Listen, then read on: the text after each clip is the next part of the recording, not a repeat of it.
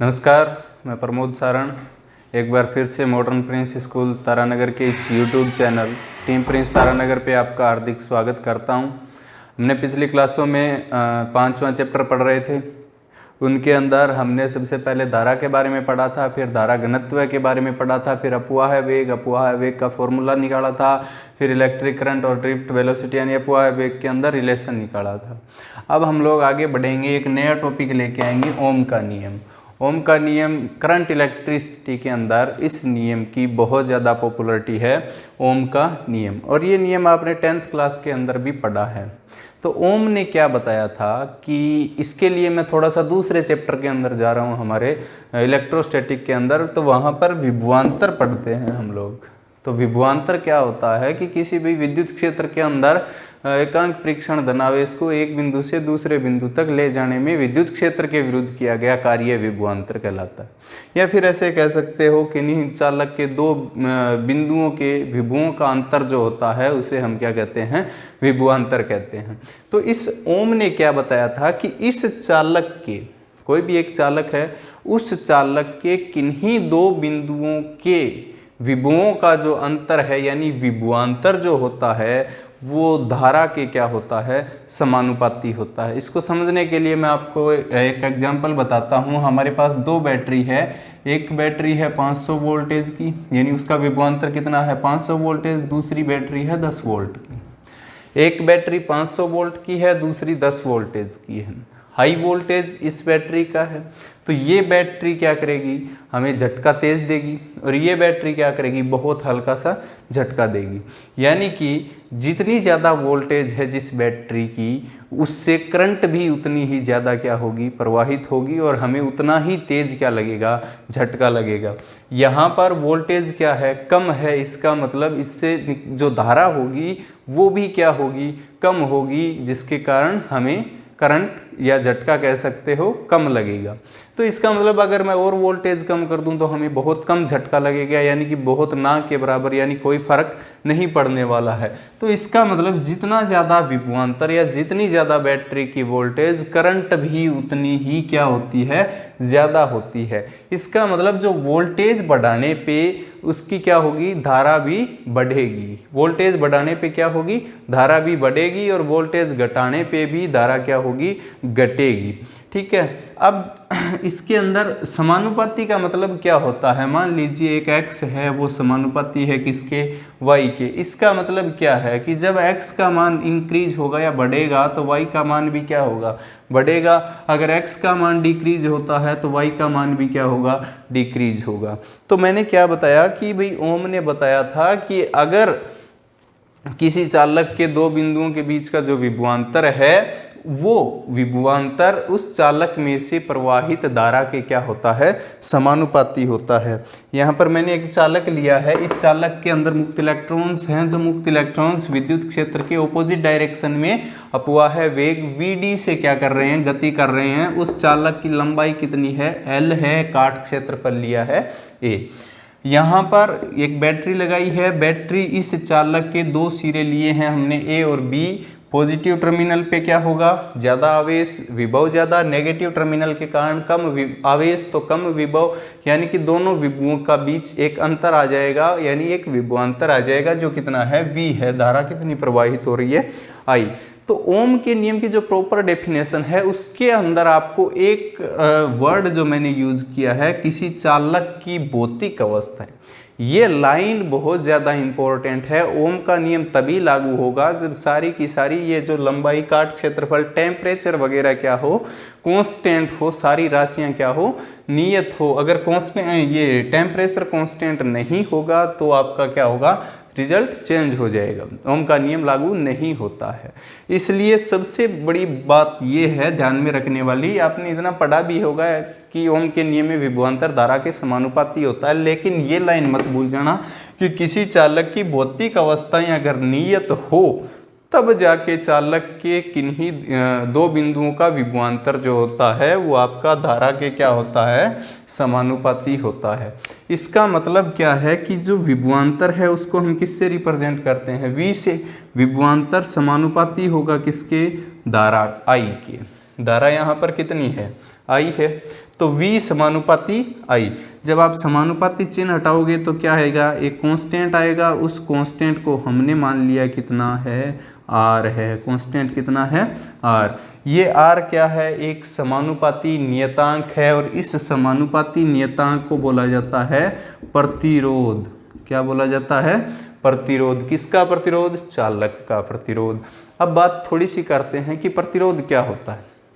वैसे तो हम प्रतिरोध के बारे में पूरा पढ़ेंगे, लेकिन यहाँ पर मैं थोड़ी सी बात बता देता हूँ कि इसी इक्वेशन के अंदर अगर तुम R की वैल्यू निकालते हो तो R की वैल्यू कितनी आएगी, V upon I. V is equal to I R, then R is equal to कितना होगा, V अपॉन आई। क्या होगा, V अपॉन आई।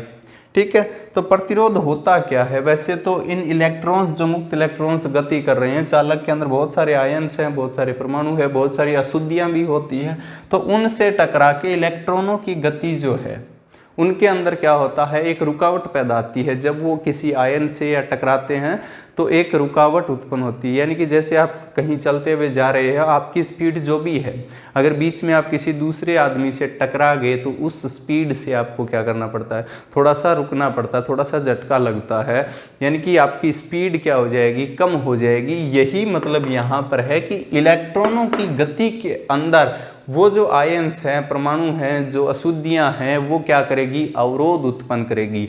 और इलेक्ट्रॉनों की गति का मतलब आवेश की गति, और आवेश की गति का मतलब धारा। ठीक है, इसका मतलब जैसे ही ये इलेक्ट्रॉन गति करते हैं, दूसरे इलेक्ट्रॉन से आयन्स से टकराकर क्या करते हैं, इलेक्ट्रॉनों की गति का मतलब धारा प्रवाह है ना। तो उन टकराने के कारण धारा प्रवाह का क्या होगा, विरोध होगा, या धारा प्रवाह के मार्ग में क्या होगी, रुकावट उत्पन्न होगी या बाधा उत्पन्न होगी। उस बाधा को हम क्या कहते हैं, प्रतिरोध कहते हैं। ठीक है, तो R इज इक्वल टू कितना हो जाएगा, V अपॉन आई। ये किसका सूत्र आ जाएगा, तुम्हारा चालक के प्रतिरोध का। किसका सूत्र है, चालक के प्रतिरोध का। अब यहाँ पर प्रतिरोध का जो मात्रक होगा, V क्या है, विभवांतर है। विभवांतर का मात्रक क्या होता है, वोल्ट, और धारा का मात्रक क्या होता है, एम्पियर। और वोल्ट प्रति एम्पियर को एक दूसरा नाम दिया जाता है ओम। ये इसका सिंबल है।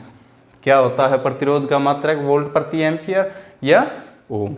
ठीक है, अब यहाँ पर आपको अगर 1 ओम की बात करें, 1 ओम की परिभाषा पूछ ले, तो इसके अंदर हमने सूत्र निकाला है R is equal to V upon आई।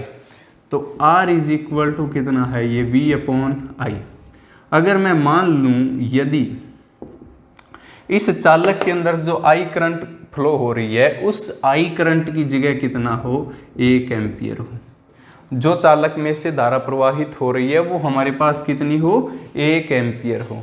अगर ये धारा 1 एम्पियर की प्रवाहित हो रही है और जो विभवांतर उत्पन्न हो रहा है यहाँ पर इस बैटरी के कारण चालक के दोनों सिरों A और B के बीच, वो भी कितना हो, 1 वोल्ट हो। वो भी कितना हो, 1 वोल्ट। तो दोनों इसके अंदर वैल्यू पुट करो तो R इज इक्वल टू क्या हो जाएगा, 1/1, यानी कितनी आ जाएगी वैल्यू, 1 ओम। इसका मतलब 1 ओम को कैसे परिभाषित कर सकते हो कि यदि किसी चालक के दोनों सिरों के मध्य आरोपित विभवांतर 1 वोल्ट तथा उस चालक में से प्रवाहित धारा कितनी हो, 1 एम्पियर हो, तो उस चालक का प्रतिरोध कितना होगा, 1 ओम होगा। यानी यदि किसी चालक में से प्रवाहित धारा 1 एम्पियर तथा आरोपित विभवांतर कितना हो, 1 वोल्ट हो, तो उस चालक का प्रतिरोध कितना होगा, उस चालक का प्रतिरोध कितना होगा, 1 ओम होगा।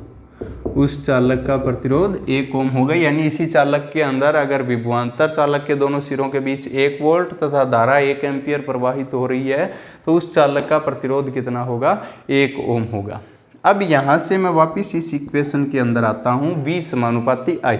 इस इक्वेशन का मतलब क्या है कि जब आप v का मान बढ़ाओगे तो धारा का मान भी क्या होगा, बढ़ेगा, और v का मान अगर कम करोगे तो धारा का मान भी क्या होगा, कम होगा। यानी कि v और i जो होते हैं वो एक दूसरे पे डिपेंड कर रहे हैं, है ना, और वो भी किस प्रकार से, एक समानुपाती फॉर्म के अंदर डिपेंड कर रहे हैं। यानी i जितना बढ़ाओ, v जितना बढ़ाओगे उतना ही i बढ़ेगा।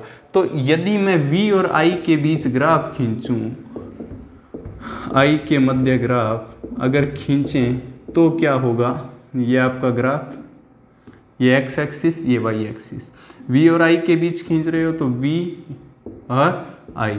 हमने क्या कहा, जब v का मान बढ़ेगा तो i का मान भी बढ़ेगा। यानी जैसे जैसे v का मान बढ़ाओगे, i का मान अगर बढ़ रहा है तो ग्राफ कैसे आएगा, समानुपाती का सरल रेखा के अंदर। ये एंगल कितना मान लिया, थीटा मान लिया। अब देखो यहाँ से आप देख सकते हो v का जो भी मान आएगा, पहला मान मान लीजिए ये है तो धारा का मान ये है। अब v का मान और बढ़ा दिया तो धारा का मान और बढ़ गया, v का मान और ज़्यादा बढ़ा दिया तो धारा का मान यहाँ पर और ज़्यादा बढ़ गया, है ना। तो v का जितना ज़्यादा मान बढ़ाओगे धारा का मान भी उतना ही ज़्यादा बढ़ेगा। तो ग्राफ सरल रेखा में है तो सरल रेखा की जो ढाल होती है ना, ढाल किसके बराबर होती है, टेन थीटा के, और टेन थीटा यानी i अपॉन v। तो टेन थीटा यानी ढाल आपके पास i अपॉन v आ रही है। तो i अपॉन v आपके पास एक सूत्र है, r इज इक्वल टू कितना, v upon i। r is equal to कितना, v अपॉन i। तो i अपॉन v इसका उल्टा कर दो तो ढाल जो टेन थीटा होगा वो कितना होगा, 1 अपॉन r के बराबर। यानी v और i के बीच आप ग्राफ खींचोगे तो उस ग्राफ, वो ग्राफ कैसा प्राप्त होगा, सरल रेखा में, और उस सरल रेखा की जो ढाल होगी वो किसके बराबर होगी, प्रतिरोध के व्युत्क्रम के बराबर। किसके बराबर, प्रतिरोध के व्युत्क्रम के बराबर। तो ये आपके पास ओम का नियम था।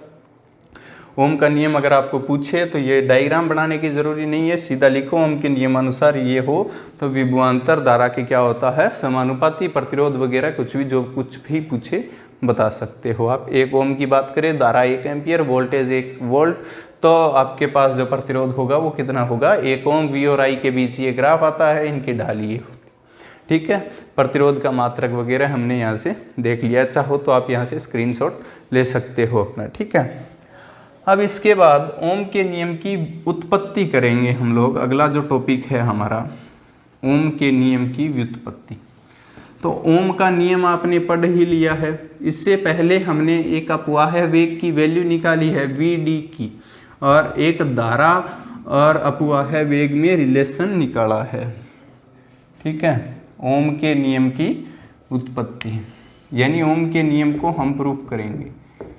ओम का नियम जो हमारे पास अभी हमने बताया है कितना, V इज इक्वल टू कितना, IR, उसको हम लोग प्रूफ करेंगे। तो यहाँ पर ये चालक माना है आपने, एक नॉर्मल चालक, उसके दोनों सिरों के बीच विभवांतर कितना मान लिया, V माना है, धारा कितनी मानी है, I, और इलेक्ट्रॉन्स जो विद्युत क्षेत्र के विपरीत दिशा में जिस वेग से गति कर रहे हैं उस औसत वेग को आप क्या कहते हो, अपवाह वेग Vd। और अपवाह वेग Vd हमेशा विद्युत क्षेत्र के किस डायरेक्शन में गति करता है, विपरीत दिशा में गति करता है। इसका मतलब यहाँ पर विद्युत क्षेत्र तो कितना है, E वेक्टर, और अपवाह वेग कितना है, Vd, अनुप्रस्थ काट क्षेत्रफल A, चालक की लंबाई स्मॉल l। और हम लोग ये भी मान लेते हैं कि इस चालक के अंदर एकांक आयतन में जो इलेक्ट्रॉनों की संख्या है वो कितनी है, स्मॉल n है। एकांक आयतन में मुक्त इलेक्ट्रॉन्स की संख्या, चालक है तो भी चालक के अंदर मुक्त इलेक्ट्रॉनों की बात करेंगे। स्मॉल l क्या है आपके पास, चालक की लंबाई। ये हमने माना है कि एक चालक है वो l लंबाई का है, और उसका जो काट क्षेत्रफल है वो कितना है, a है, अनुप्रस्थ काट है क्षेत्रफल है a। और Vd आपके पास, उसके अंदर जो मुक्त इलेक्ट्रॉन्स जिस अपवाह वेग से गति कर रहे हैं वो अपवाह वेग है कितना, Vd, ठीक है। तो अब हमने सबसे पहले एक रिलेशन निकाला था पिछले वीडियो के अंदर, विद्युत धारा और अपवाह वेग में संबंध, है ना। तो मैं लिख देता हूँ रिलेशन, ठीक है। किस किस के बीच में, किस किस के बीच में रिलेशन निकाला था आपने, I एंड अपवाह वेग Vd। तो इसका जो रिलेशन था विद्युत धारा और अपवाह वेग के अंदर वो कितना था, I is equal to N A E V D. कितना था, N A E V D, यानी कि जो धारा थी वो N A E V D के बराबर थी। अब मैं ए को अगर इधर लेके आऊँगा तो ये क्या हो जाएगा, आई अपॉन ए। आई अपॉन ए किसके बराबर होता है, एकांक क्षेत्रफल में प्रवाहित धारा किसके बराबर होती है, धारा घनत्व है जे के बराबर। सेकंड वीडियो के अंदर आई अपॉन ए किसके बराबर, जे के बराबर। तो क्या बचेगा, N E V D, equation है फर्स्ट। आई अपॉन ए यानी जे इज इक्वल टू कितना है, एन ई वी डी, एक नंबर समीकरण मान ली हमने। और हमने अपवाह वेग जो निकाला था मुक्त इलेक्ट्रॉनों का, उसकी वैल्यू भी निकाली थी हमने। चूंकि अपवाह वेग कितना होता है भाई, अपवाह वेग V D is equal to E tau बटा एम। अगर इसी को वेक्टर फॉर्म में लिखेंगे तो V D vector is equal to E vector tau बटा एम, और यहाँ पर चिन्ह किसका हो जाता, माइनस का। क्यों, क्योंकि जो अपवाह वेग है वो इलेक्ट्रिक फील्ड यानी विद्युत क्षेत्र के हमेशा किस दिशा में चलता है, विपरीत दिशा में। तो मैंने परिमाण में लिया है तो V D is equal to E tau बटा एम, समीकरण नंबर 2। तो समीकरण 1 व 2 से, ठीक है। 1 नंबर समीकरण जो है वो कितनी है, J is equal to N E V D. 2 नंबर जो है आपकी V D is equal to E tau बटा एम। दोनों सूत्र हमने पहले निकाले हुए हैं, कहीं कोई शंका नहीं है, ठीक है। तो इसलिए J इज इक्वल टू क्या हो जाएगा, एन ई, वी डी की वैल्यू कितनी है, ई टो बटा एम, ठीक है। तो J इज इक्वल टू क्या हो जाएगा, N E into E square tau बटा एम, और ये क्या हो जाएगा E। J is equal to हमारे पास वैल्यू कितनी आ रही है, एन ई स्क्वायर टो बटा एम और इंटू ई। एन क्या है, एकांक आयतन में इलेक्ट्रॉनों की संख्या, स्मॉल ई क्या है, इलेक्ट्रॉन पर आवेश, टो क्या है विश्रांति काल, एम क्या है द्रव्यमान है किसका, मुक्त इलेक्ट्रॉन का, और ई क्या है विद्युत क्षेत्र है। अगर मैं किसी समांगी चालक की बात करूं, समांगी चालक के लिए, तो क्या होगा, आपने 10th क्लास के अंदर चालक की 3-4 प्रॉपर्टी पढ़ी होगी। एक प्रतिरोध भी पढ़ा है, प्रतिरोधकता भी पढ़ा है, चालकता भी पढ़ा है। चालकता को हम किससे रिप्रेजेंट करते हैं, सिग्मा से। किससे रिप्रेजेंट करते हैं, सिग्मा से। मैं लिख देता हूं चालकता, सिग्मा इज इक्वल टू, चालकता प्रतिरोधकता के क्या होती है, व्युत्क्रमानुपाती होती है। तो प्रतिरोधकता का व्युत्क्रमानुपाती, और इसका सूत्र होता है एन ई स्क्वायर टो बटा एम, यानी कि प्रतिरोधकता का जो सूत्र होता है हमारे पास एम बटा एन ई स्क्वायर कितना होता है, टो, ठीक है। तो रो क्या है प्रतिरोधकता, सिग्मा क्या है चालकता है। तो sigma is equal to 1 upon rho, और इस चालक की जो चालकता होती है वो एन ई स्क्वायर टो बटा कितनी होती है, एम होती है। ये आपको इतना ध्यान में रखना है। ये वैल्यू इसके अंदर पुट करोगे तो इसलिए J इज इक्वल टू कितना हो जाएगा, sigma E. J is equal to कितना हो जाएगा, सिग्मा ई। J क्या है, धारा घनत्व है, सिग्मा क्या है चालक की चालकता, ई क्या है इलेक्ट्रिक फील्ड यानी विद्युत क्षेत्र। और चाहो तो इसको तुम वेक्टर फॉर्म में भी लिख सकते हो, क्योंकि धारा घनत्व सदिश राशि होती है जिसकी दिशा धारा की दिशा में होती है, और इलेक्ट्रिक फील्ड भी कौन सी राशि होती है, सदिश राशि होती है जिसकी दिशा पॉजिटिव से, ठीक है। तो जिसकी दिशा पॉजिटिव की दिशा में होती है। तो J is equal to sigma E. ये भी एक ओम के नियम का ही रूप है। यह ओम के नियम का, ओम के नियम का सूक्ष्म रूप है। इसको बोला जाता है ओम के नियम का सूक्ष्म रूप। हालांकि 1-2 बार 12वीं बोर्ड एग्जाम में ये सूत्र प्रूफ करना पूछा भी है। अब मेनली हमारे पास जो सूत्र था ओम के नियम का, V इज इक्वल टू कितना था, IR था। अब हमें ये प्रूफ करना है। इसको प्रूफ करने के लिए हम क्या करेंगे, यहाँ पर तुम लोग विभवांतर कितना अप्लाई कर रहे हो, या ऐसे कह सकते हो बैटरी जो है उसका विभवांतर कितना है, V है। जो बैटरी है वो चालक के दोनों सिरों पर कितना विभवांतर उत्पन्न कर रही है, V विभवांतर। तो यदि चालक के दोनों सिरों पर, यदि चालक के दोनों सिरों पर V विभवांतर आरोपित किया जाए तो जो इलेक्ट्रिक फील्ड होता है E और एक विद्युत विभवांतर जो होता है उसके बीच एक रिलेशन आता है। किसी बिंदु आवेश के कारण विद्युत क्षेत्र की तीव्रता होती है E = kq/d²। ये फॉर्मूला आपने पढ़ रखा है पहले चैप्टर के अंदर। और दूसरे चैप्टर के अंदर तीसरे चैप्टर के अंदर आप एक रिलेशन और पढ़ोगे, बिंदु आवेश के कारण जो विद्युत विभवांतर होता है वो kq/ होता है d। कितना होता है? kq/d। तो E = क्या हो जाएगा? kq/d² है तो d × d कर लो, तो E = क्या हो जाएगा? V/d।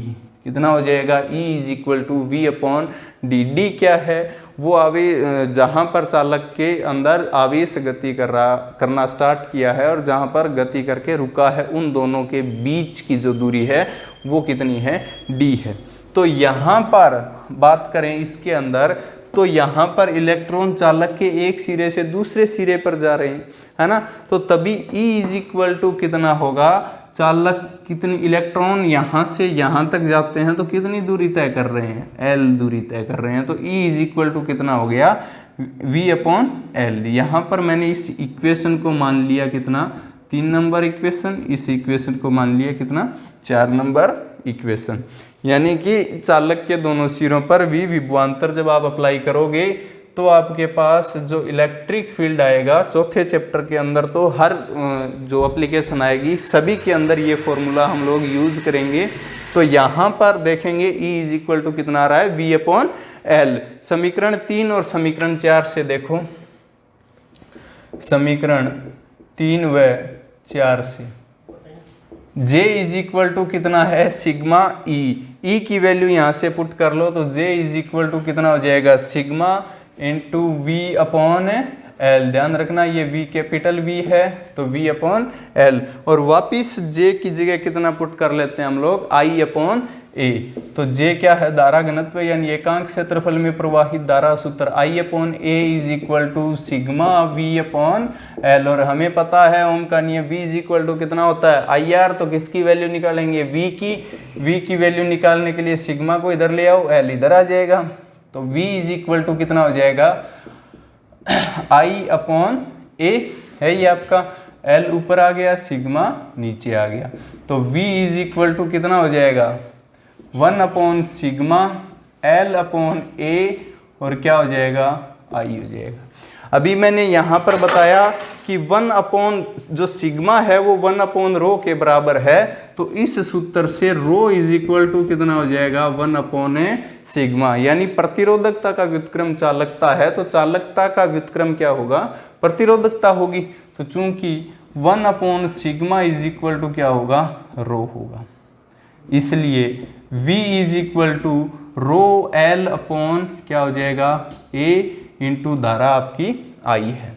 अब आपने 10th क्लास के अंदर पढ़ा होगा कि किसी चालक का जो प्रतिरोध होता है R, वो उस चालक की लंबाई के क्या होता है? समानुपाती, और उस चालक के काट क्षेत्रफल के क्या होता है? हमेशा व्युत्क्रमानुपाती। काट क्षेत्रफल कौन सा? ये क्षेत्रफल, ये क्रॉस सेक्शन वाला, ठीक है। तो अगर समानुपाती चिन्ह हटाओगे तो एक कांस्टेंट आता है जो कितना लेते हो? ρL/A। यानी किसी चालक के प्रतिरोध का सूत्र हमारे पास क्या होता है? R = ρL/A।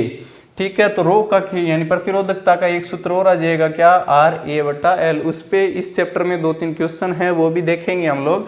तो चूंकि किसी चालक का प्रतिरोध R = ρL/ क्या होगा? A होगा। कितना होगा? ρL/A। अब बात करें कि यहाँ पर ये प्रतिरोध कांस्टेंट कैसे आया, क्योंकि बाद में समानुपाती चिन्ह भी तो ला सकते हो तुम।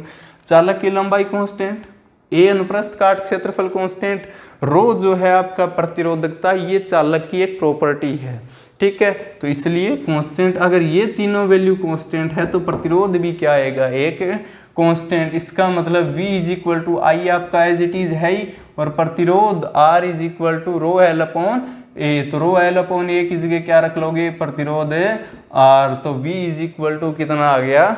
IR। यही आपका क्या है? ओम का नियम है। इसे बोला जाता है ओम के नियम का सूक्ष्म रूप। क्या बोला जाता है? स्थूल रूप।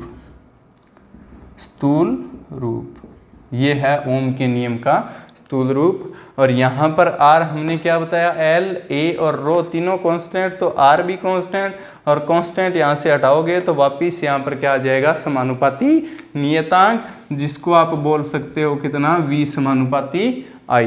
ठीक है, ये आपके ओम के नियम का प्रूफ है। आज हम लोग इतना देखेंगे। चाहो तो इस पूरे डेरिवेशन का आप स्क्रीनशॉट ले सकते हो, और ये पूरा आपका टॉपिक हो गया। अब अगला हम प्रतिरोध पढ़ेंगे। प्रतिरोध भी हमारे पास 2 प्रकार के होते हैं, वो देखेंगे। ठीक है, धन्यवाद।